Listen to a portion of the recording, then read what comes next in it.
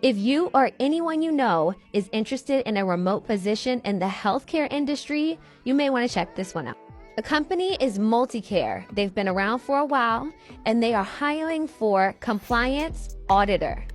You do need experience for this role, and you also need to have your bachelor's degree in a related field.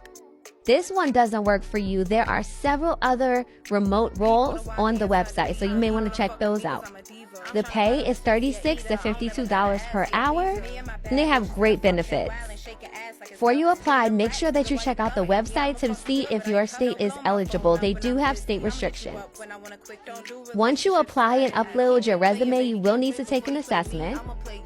To check out their website as well as Glassdoor and see how others feel about this role and the company.